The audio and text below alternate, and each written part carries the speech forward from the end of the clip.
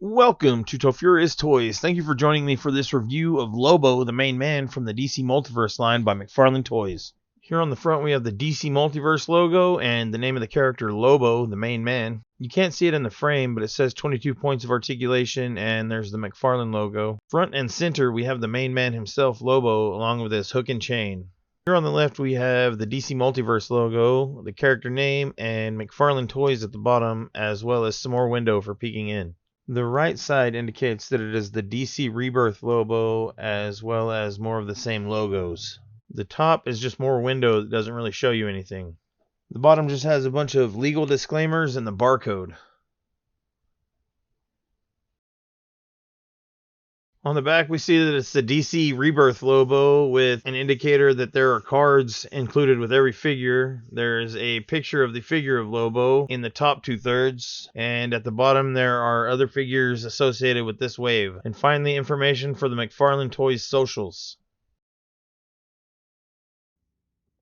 Alright, let's release this bounty hunter from prison.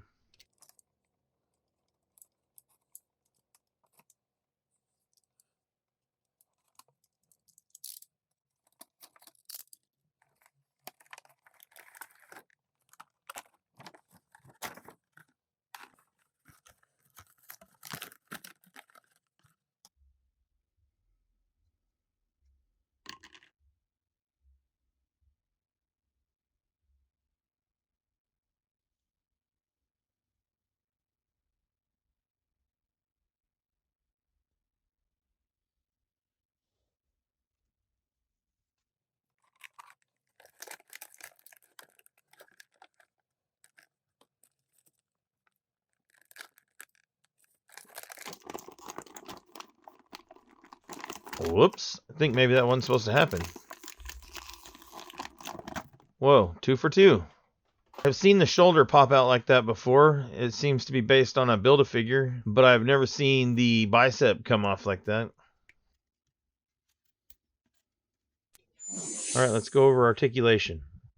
Looks back that far. Looks down that far.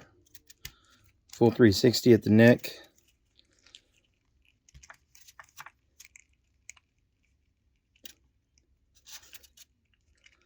Waist and diaphragm ab crunch together. Go forward that far. Go backward that far. He's got full rotation at the waist. Full rotation at the diaphragm. 360 rotation at the shoulder. Shoulder goes up that much. 360 rotation at the bicep. Double jointed elbow. Gets well over 90 degrees.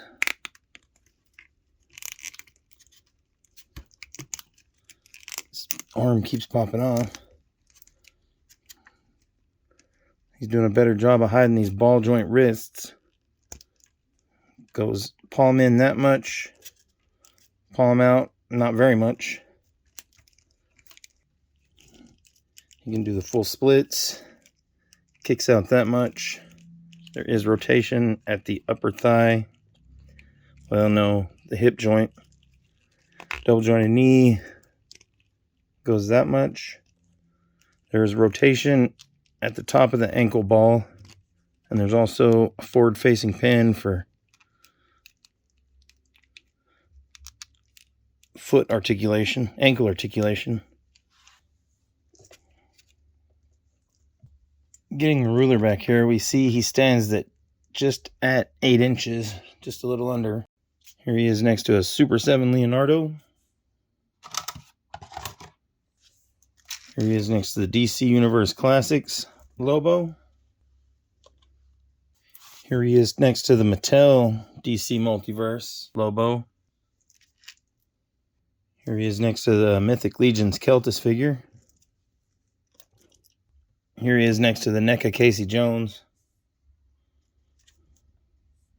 Here he is next to the Mezco 112 Batfleck. Here he is next to the 3-0 Mark 43 Iron Man. Here we have a NECA Hal Jordan. We'll finish up with a DC Masterverse He-Man. Not sure if I've previously mentioned this, but at first I did not want to get McFarlane DC Multiverse toys. I was bitter about the 7-inch scale of things. I am happy to report that I changed my mind about that, and I love his figures. He seems to take some artistic license with some of his figures. He gave Lobo here a Spawn-style face, and he has done it previously with the Bane Build-A-Figure. The Mattel DC Multiverse Lobo Build-A-Figure has some points over this one because of the chain aspect of his hook. I love the Bite Me fanboy on his jacket. I love the skulls on his belt buckle and knee pads there. I also love the detail of his jeans and those shin guards. I love the cards that he adds to most of his figures. It's a nice touch. It's a callback to some of the old Marvel Legends days. I've been waiting to get my hands on this guy, and I'm excited to finally have him in hand. He definitely gets an A+. There it is, you guys. This has been my review of Lobo, the main man from the DC Multiverse line by McFarlane Toys. I do appreciate your time if you have stuck with me this far. If you like what you have seen, please tap that thumbs up. If you didn't like it, please let me know how I may improve future videos. Thank you for joining me here at Tofurious Toys.